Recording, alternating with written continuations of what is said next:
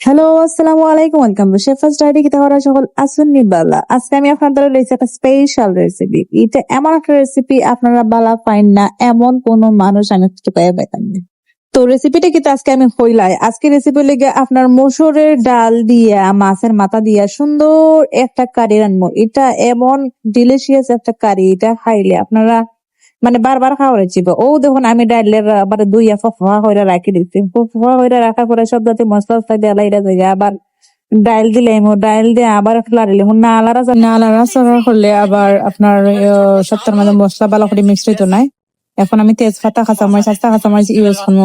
এটার মধ্যে যে তেতা মশলা লাগে সব মশলা আমি এড করে নিয়েছি। এড করার পরে এখন মাছের মাথাটা ভালো করে ফ্রেশ করে ধুইয়া এখন দিলাই মোক গুইরা, কারণ এটা তো বালা করে এটার ভিতরে মশলা ঢুকছইব। মশলা ঢুকার পরে ইয়া আমার দেখুন গ্যাস এত সুন্দর একটা ফ্লেভার আর এত সুন্দর কালার হয়েছে, আমার তো ফেটে বুক লাগে গেছে কি আমি কে বাদ পাইলে দামাইবো।